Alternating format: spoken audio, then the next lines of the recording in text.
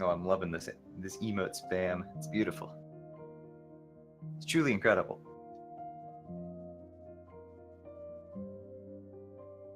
Alright, looks like we're starting. Okay, so yeah, let's get started and talk about the race, and that includes chat, please. Um,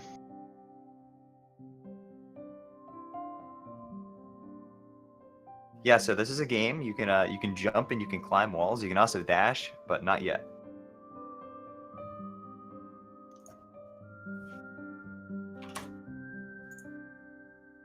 This amazing bird guy here, he actually teaches you how to dash.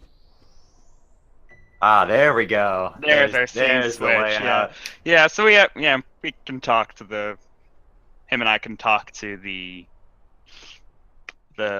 people who are restreaming this. So we figured it out and got some communication going. But we're gonna start off with Forsaken City here, and this area is pretty simple. It's got some good tricks, and it'll be able to show us a lot of the stuff that we have now that we have this dash, including some wall bounces, which is dashing up against a wall, just propelling yourself upward, and then wave dashes, bouncing on the wall, on the floor, and regaining your dash in midair. It's pretty useful, along with hyper dashes, also similar thing to wave dashes, kind of. Just basically a bunch of stuff involving dashes and weird inputs that allow you to gain more distance, and then also potentially get your dash back in the meantime as well. Yep. So chapter 1 is a pretty good showcase of pretty much everything that you're going to be seeing throughout this run. We got all of the types of dashes, we got wall bounces, we got hyper dashes, super dashes. So when you dash in this game, you can jump out of it and you retain all of your momentum until an action that would cause you to go back to a fixed momentum again. So you can do this in a number of ways. The first way is a super jump, where you just dash and then jump. And then there's a hyper dash, where you are crouching and do the same thing, which sends you faster, but not as high up. And then there's the ultra dash, which involves canceling a hyper dash with a diagonally down dash. And there's a weird property of that there's never an action that cancels your momentum. So you retain an incredible amount of speed. You can also bunny hop in this game by jumping when you touch the ground. The faster you do it, the more speed you maintain. Okay, I want to point out how extremely close and synced we are currently.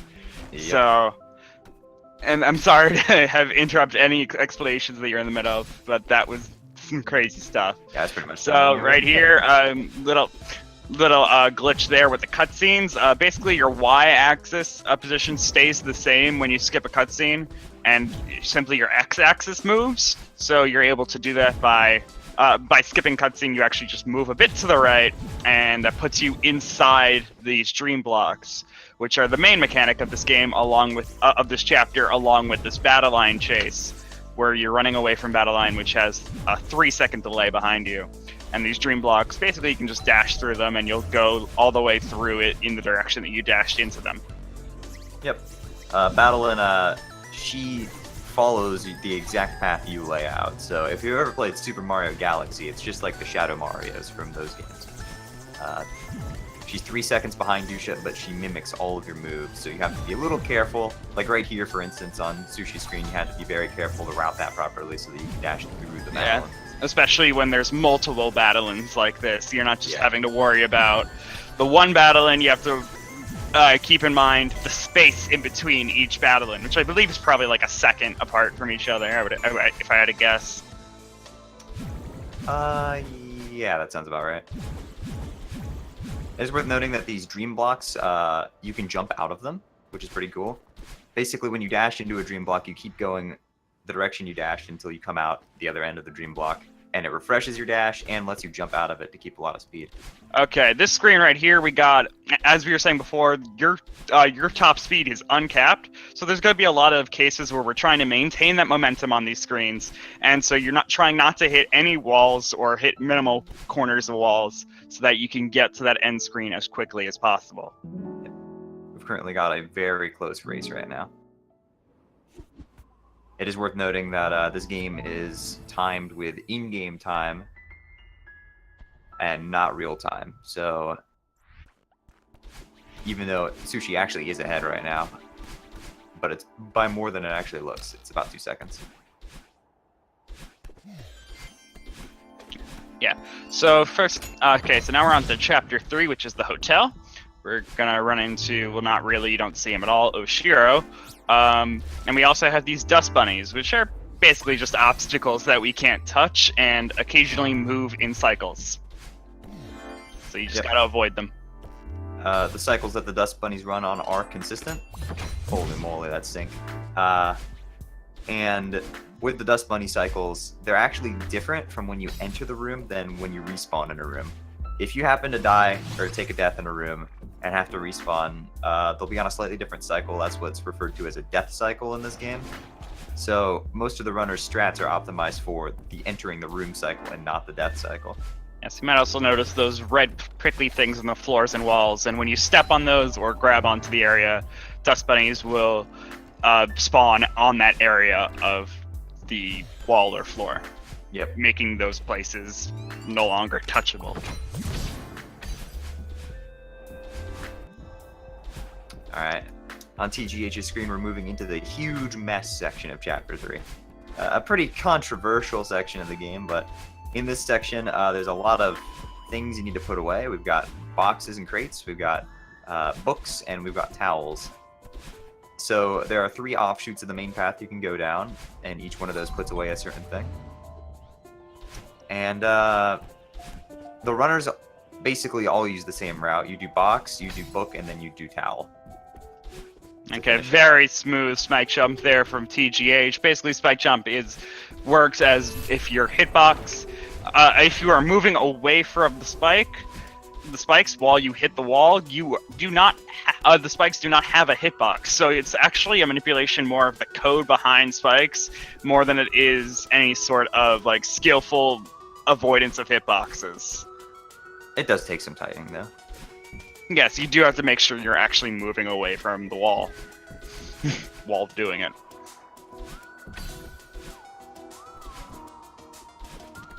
TGH has completed the book section. Now there is only one left.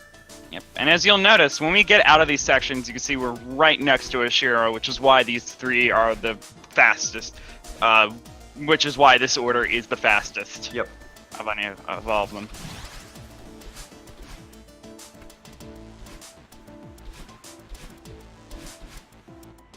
Both these runners making really good swift movements. I don't think I've actually seen a single death from either of them in this chapter yet. Nope. Alright, TGH has completed huge. And there's the first one for Msushi. He's gonna move into yeah, Msushi just took a death, unfortunately. Deaths in this game are a little weird. That if you die at the very beginning of a room, it's actually not really that dangerous to you because you respawn nearly instantaneously. But if you take a death at the end of a really long hallway, then you're losing a lot of time. So not all deaths are created equal.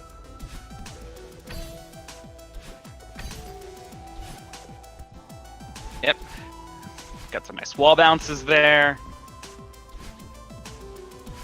And this wave dash section, great. Okay, good job there. Getting it perfectly done, and then is able to do the death warp. Yep, when you die in this game with a key in your possession, the key state continues through death. So it's actually faster to grab that key and then retry there in order to hold on to it and not have to backtrack through the room. Msushi having just a little bit of trouble getting the key. Okay, moving on to the Oshiro section where this guy will occasionally charge at us from the side. And yeah, TGS is dealing with this well, going through it quickly, not making sure to be able to predict what Oshiro is going to do. Yep. You also want to be far away from Oshiro when he charges. If you're near him, like as he passes you, you enter sort of this ultra instinct bullet time sort of thing, where everything slows down, which I guess gives you more reaction, but it does slow you down, so it's not something you really want to have to deal with. It also can just mess you up because, you know, affecting the game speed at all can sort of trip you up. Both of these runners on this Woshira fight now. TGH probably about like 2 screens ahead, just finishing that last screen there, which is a very annoying screen to some unexperienced runners, as that if you die there, you will be sent very far back. Yep. This screen is very dangerous. The one that, or the screen after the one Msushi's on right now. This one, it's a very long screen. So taking a death at the very end of it can hamper your run, to say the least. Anyway, TGH is moving on to Golden Ridge now.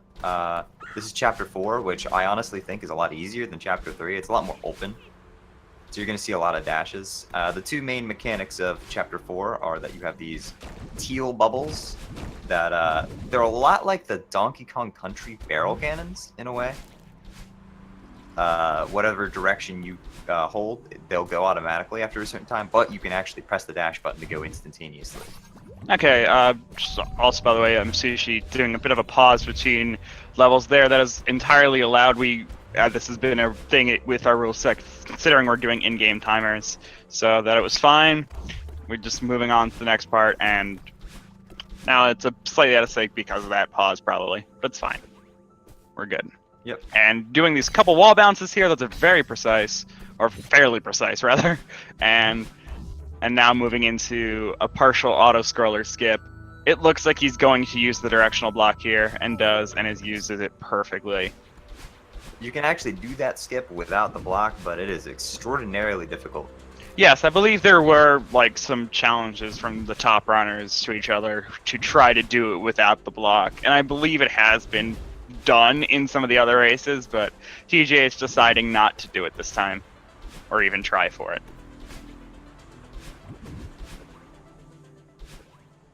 TGH using a cool bunny hop strat there. I actually watched him find that in the practice room at GDQ.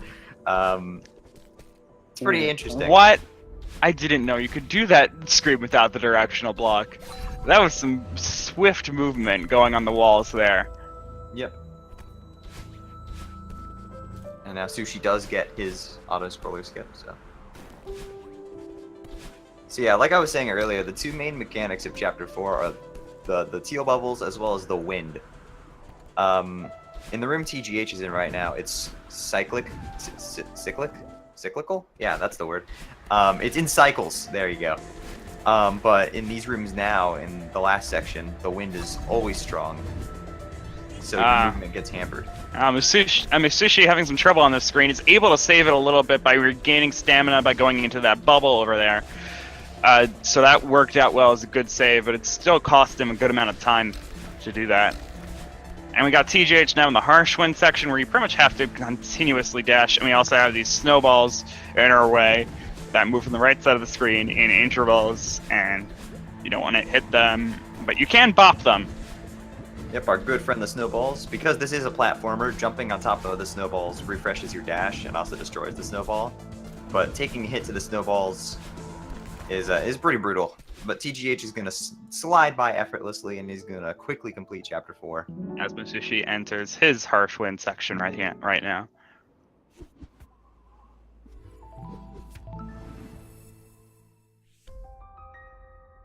Here we have TGH entering the Mirror Temple.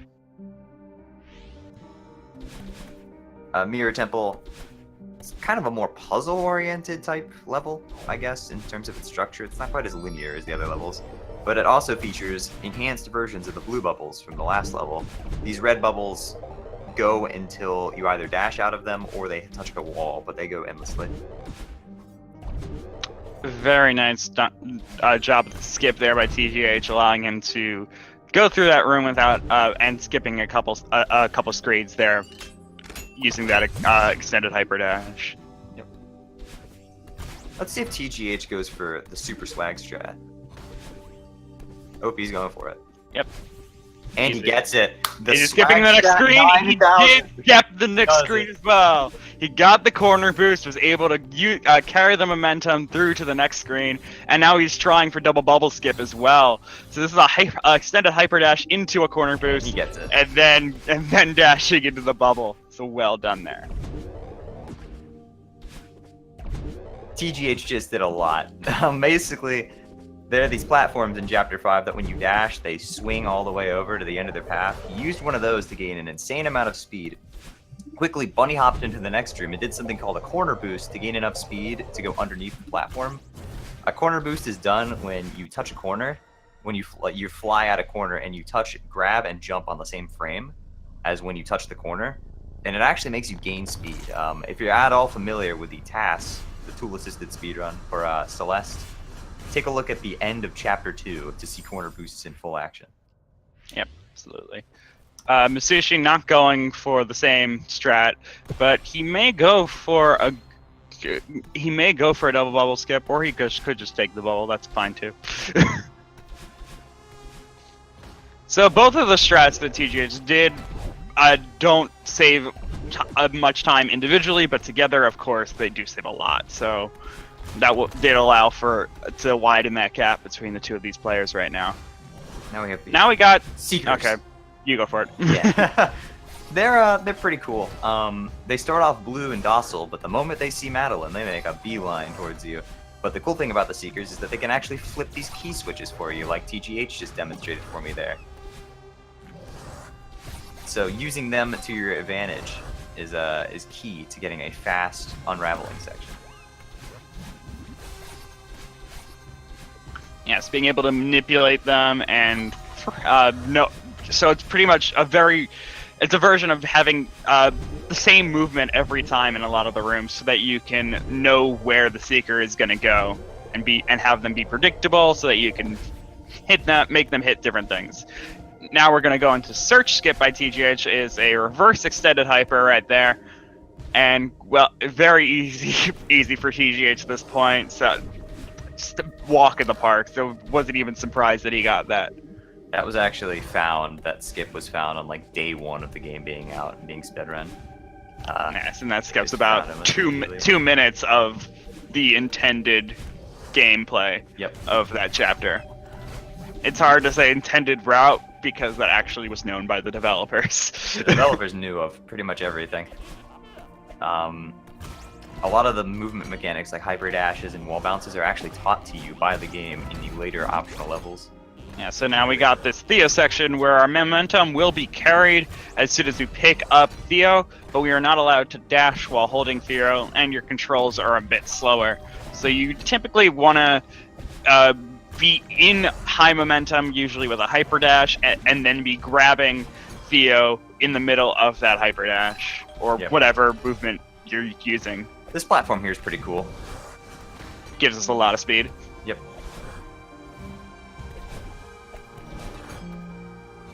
TGH nearly done with the Theo segment now. She's got one big room left. Taking a death in this room is always unfortunate because it is a very big room. But TGH is going to clear it like a pro.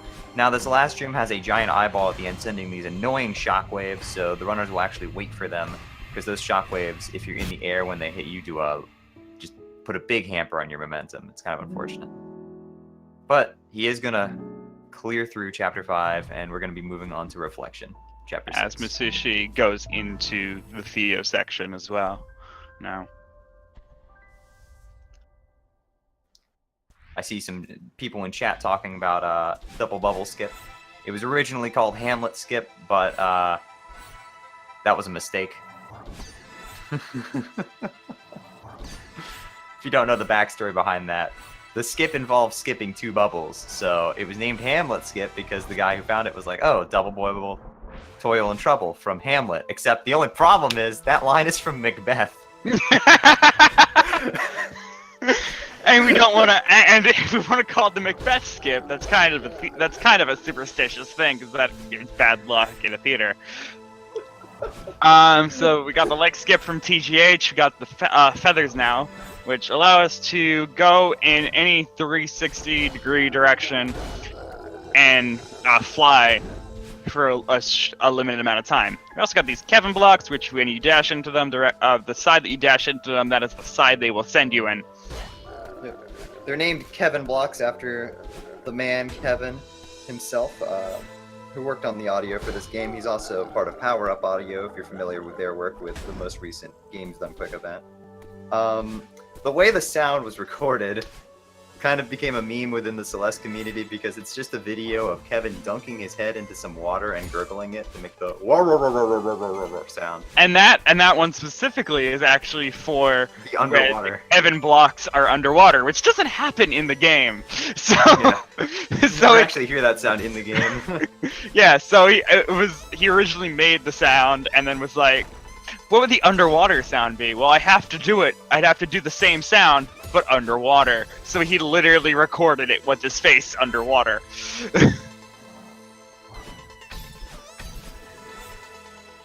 Chapter 6 introduces these feathers. They're pretty cool.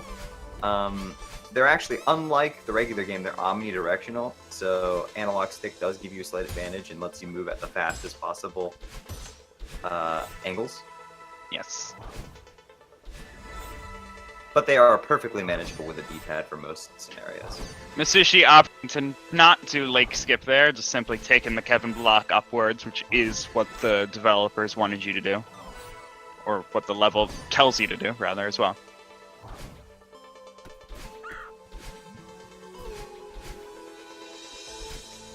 I guess it can happen, you're right, if you take the Kevin block underwater in lake, but who does that? Anyway, TG's gonna grab onto this Kevin block because the Kevin block actually falls faster than Madeline does.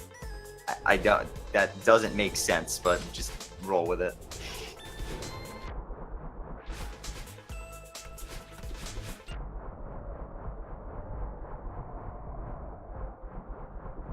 Yes, in that small water section there, where you have infinite dashes.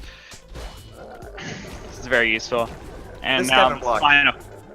final Kevin block, where we're going to abuse its momentum at the end here to do a wave dash into a bunny hop, into making sure to not hit any corners there to keep the momentum, into hitting battle lines cutscene there.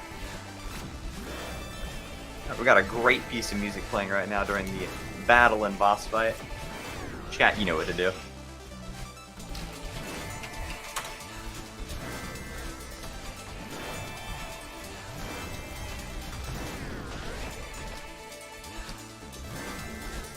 So yeah, so battle line section is basically just going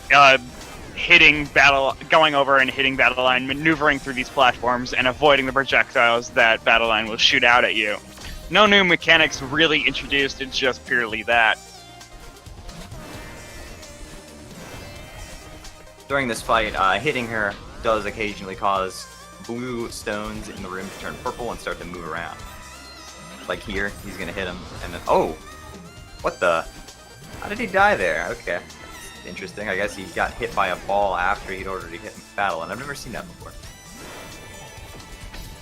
I looked down a bit to make sure the emote span is not getting too out of hand, and it's getting there. I mean, what the heck? Just let him spam. It's Twitch chat. I know it's Twitch chat. Let him party. Sure, fine. But as soon as this battle line section's over, I am throwing the hammer. As soon as the battle in section for T-Gens, the one for Sushi will be going, though. Yes, but I know that the Msushi fans don't really do it as much. Ah, fair enough.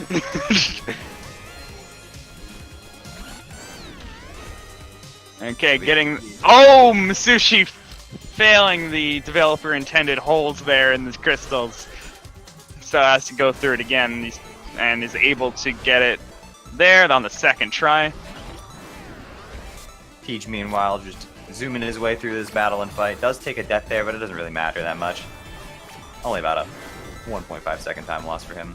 Yeah, so now in the second part of the battle line fight, where we have platforms moving in cycles, and similar to all other cycles, they are predictable.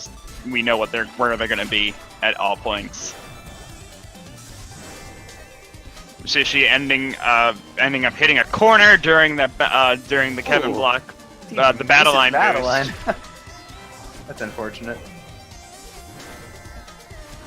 Using this platform here, you can actually ultra dash right into battle and have a lot of speed, but Teach actually went too low. Missed battling completely. And now Teach is on the final room where we're going to ride these feathers all the way across. Make sure to not get hit by the insta-kill lasers. Just right over that one cleanly, dodging that one. Ooh! Great save there, able to grab the wall before hitting the spikes. That was That was way too close. Anyway, after finishing up the battle and fight, you level up, which means now you get 2 dashes in the air. And now everything starts to get really interesting. Top 10 saves in speedrunning. That's pretty damn good.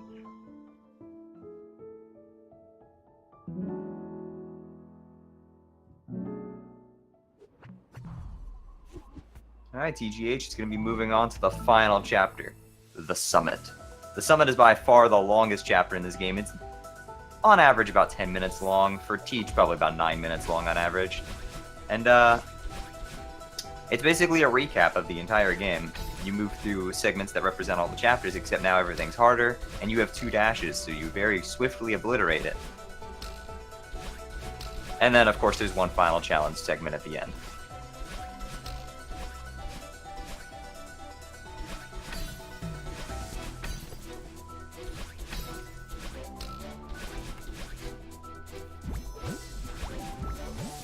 Rock's trying to sync timers for an IGT game.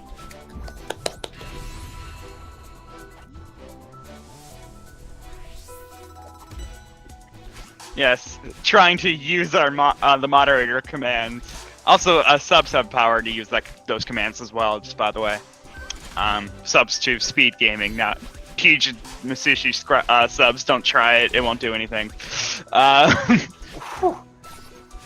Oh yeah, there's some smooth saves here.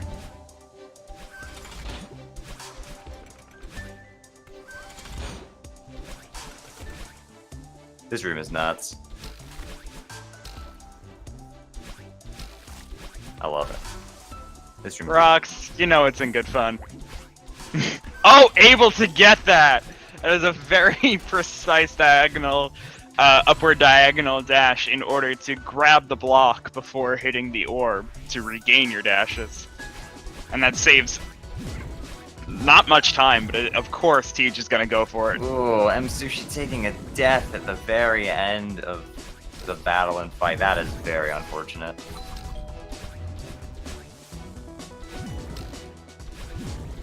Meanwhile, TGH just going through the Chapter 2 segment of the Summit featuring Dream Blocks. Yeah, that's another thing to note with these Dream Blocks is you can actually, along with the jumping out of, which we mentioned in Chapter 2, you can also hyper out of them, which he was able to do a couple times there. It's a much more precise thing to do. Seeing it one more time there as well. He is just flying through this. Goodness gracious. Msushi now ending Chapter 6 here, as flying out of there, and ends it at 25-28. TGH now in the Chapter 3 section of Summit. This is what I consider personally to be the hardest part of the entire run.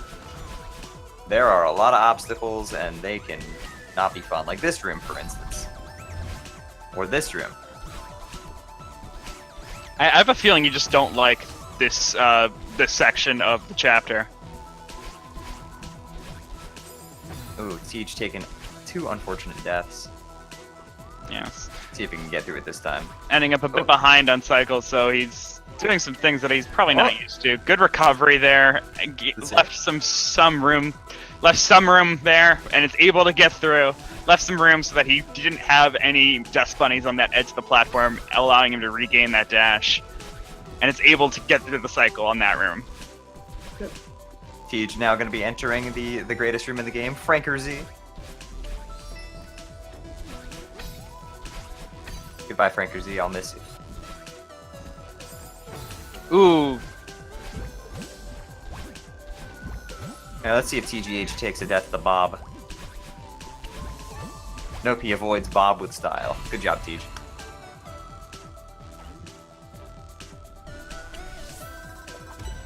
Making it to the Golden Ridge section of Summit, whereas Sushi is trailing behind, now entering the Chapter 1 section of Summit.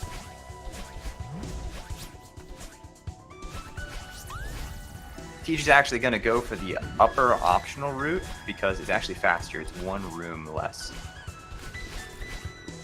Using some smooth hyper dashes and bunny hops to maintain the momentum.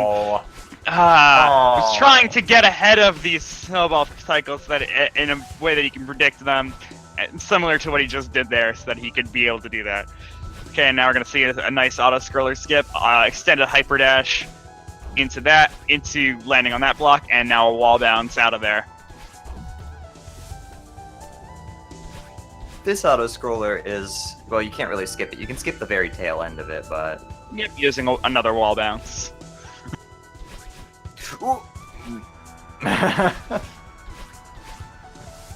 Each now almost finished.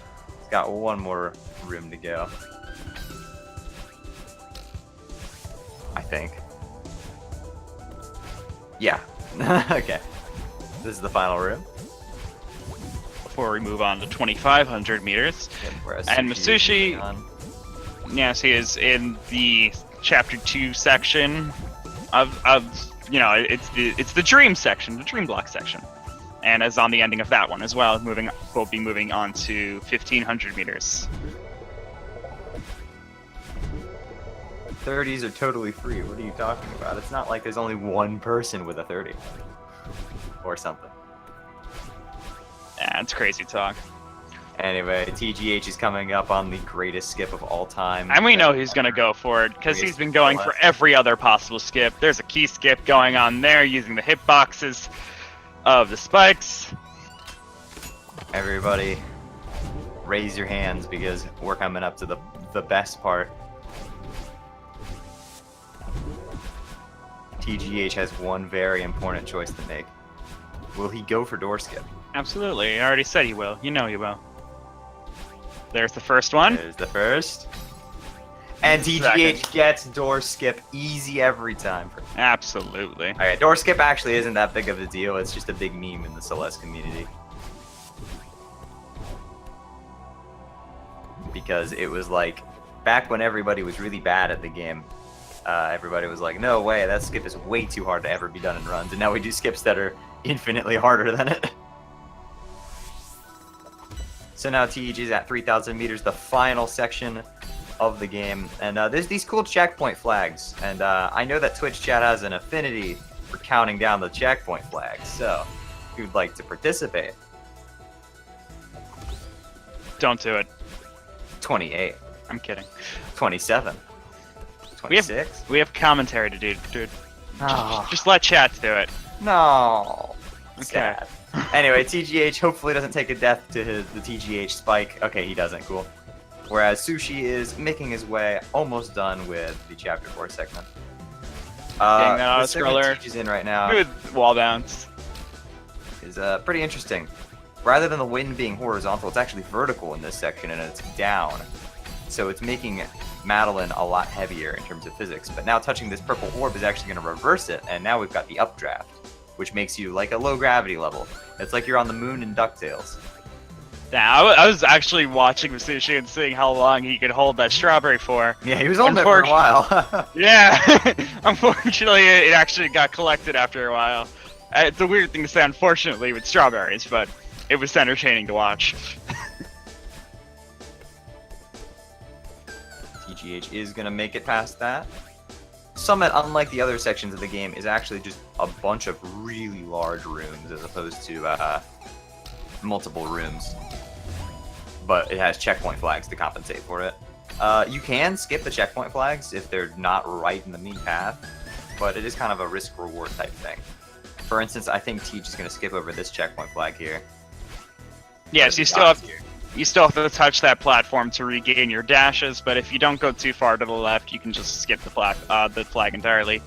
And number 8 is a commonly skipped flag as well, just because of how out of the way that is. And it's actually a really short flag as well.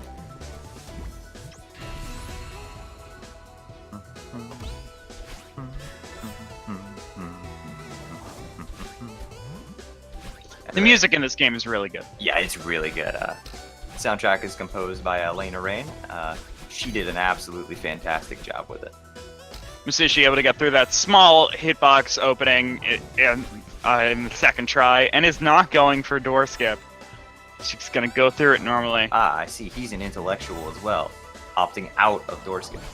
Or going for door skip, may I say. Yeah, you're skipping the skip, therefore it is door skip.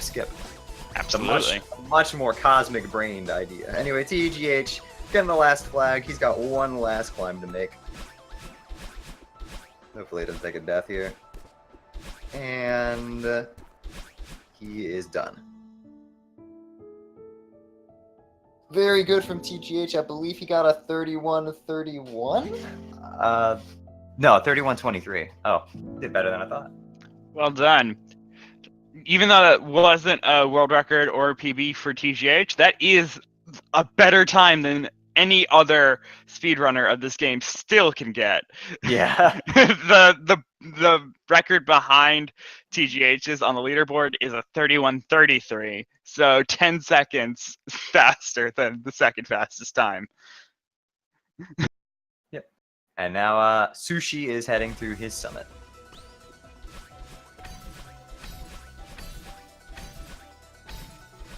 Now the question is, does Sushi get a PB? He could do it. So let's hold out hope.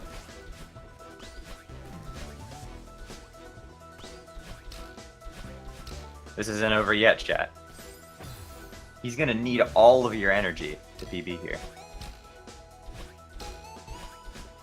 Oh, my mistake. It was 31-24 by Revo.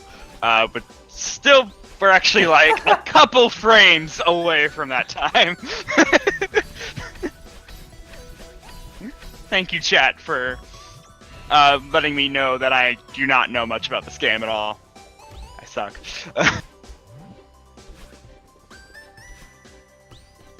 Okay, flag number 17 for Msushi, as we are now in the updraft section.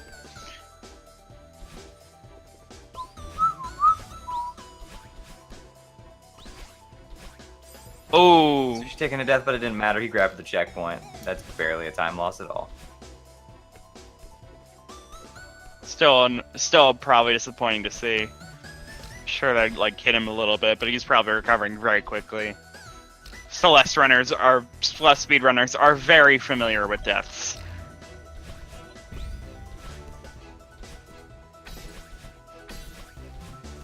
Going for that skip. Nice.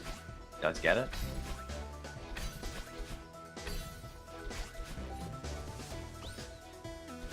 He does get the checkpoint and is immediately rewarded for it because he dies immediately after. See, he's got a big brain. He's thinking.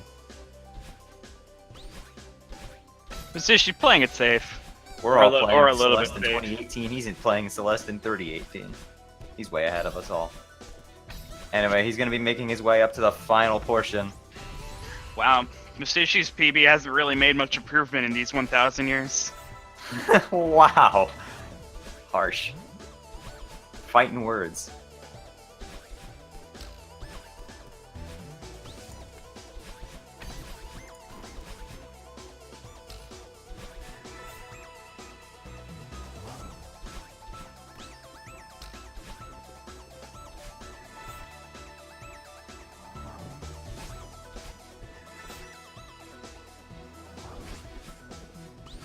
Okay, moving on to flag number 2.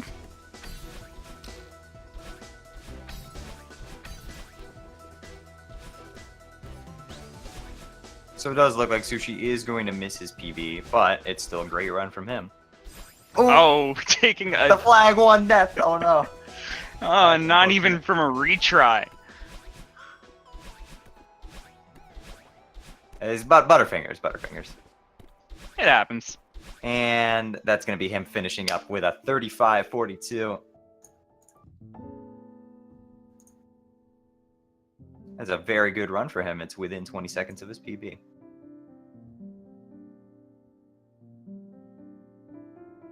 GG's to both of the runners, TGH and Msushi. They both did a fantastic job.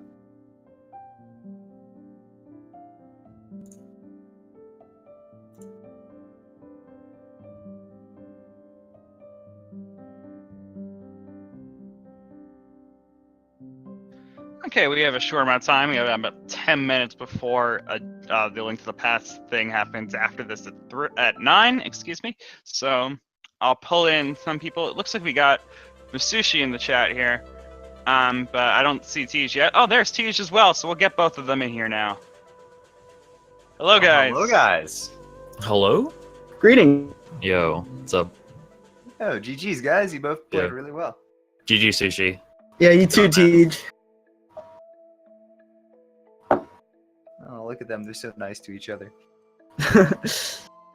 So what's up, Shay? Hi, what's up? Nothing. How do you feel about that run? You feel happy about it?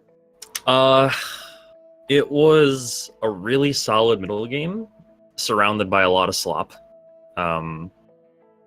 Especially in Summit and like the first 2 chapters, like we're really, I don't know. I felt like I was still gathering my bearings throughout the first 2 chapters, Yeah, and you then seemed a little shaky, but then you caught on. You had a very good chapter 3.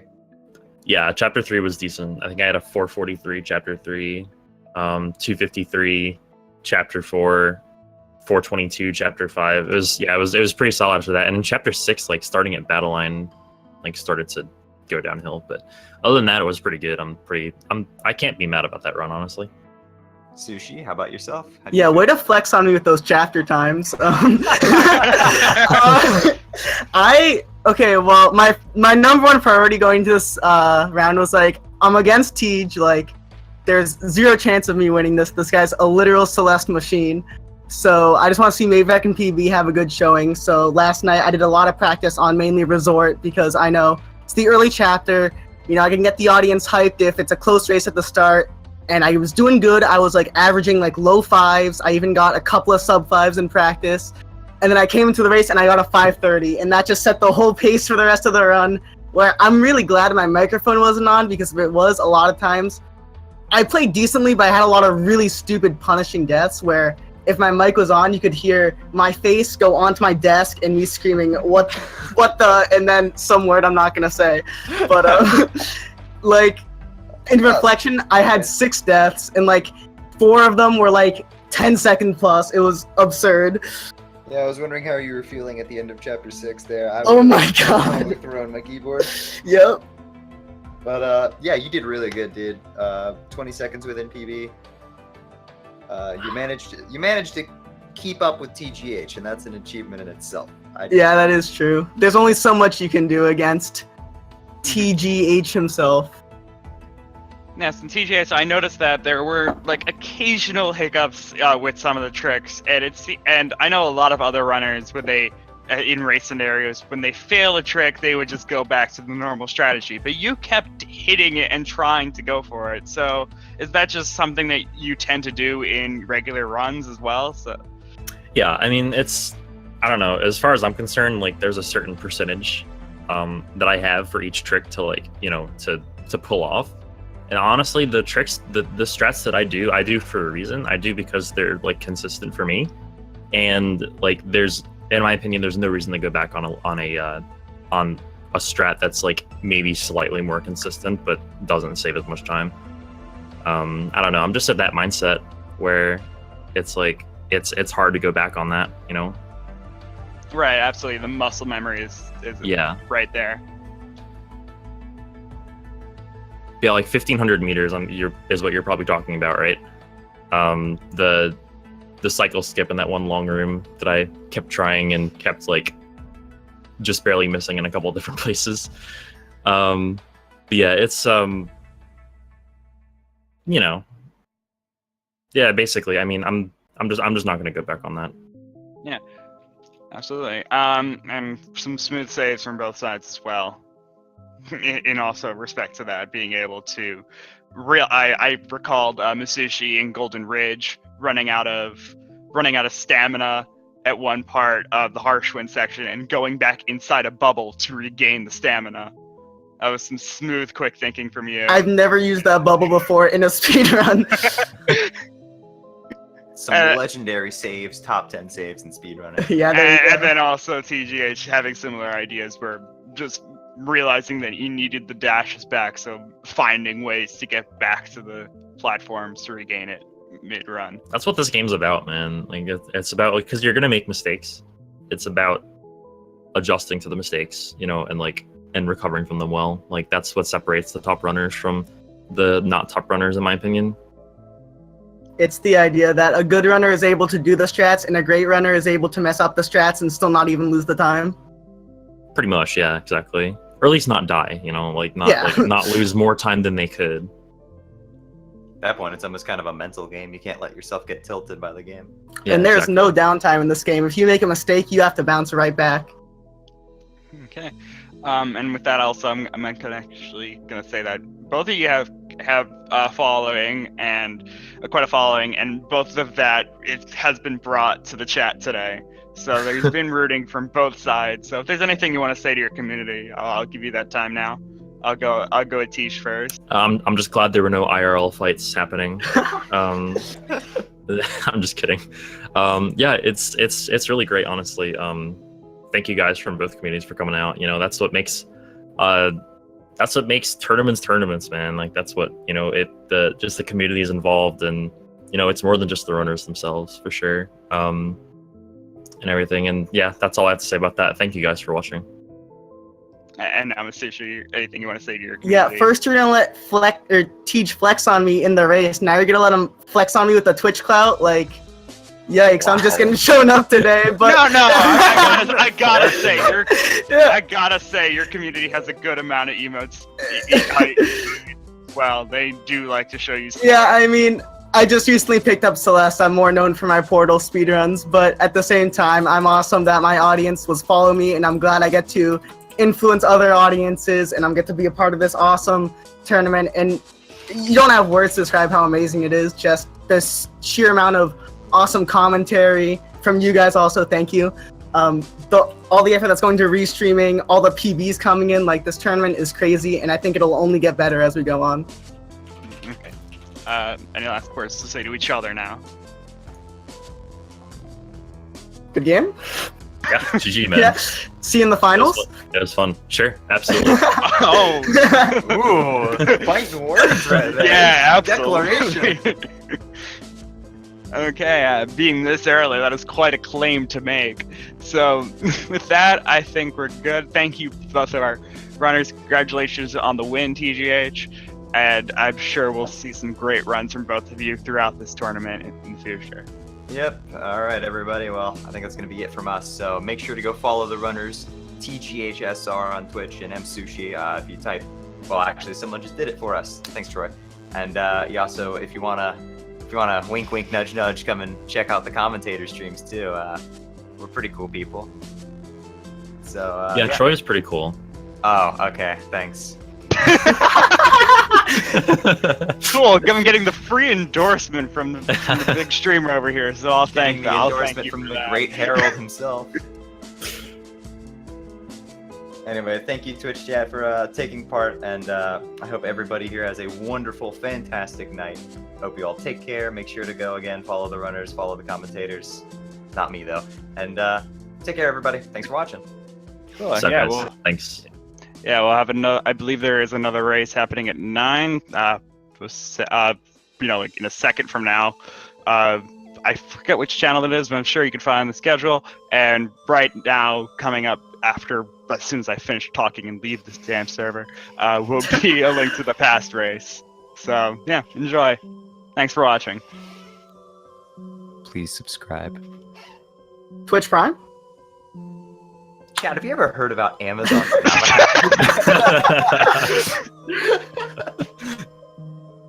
Okay, peace out. No, seriously, though, give me all your money.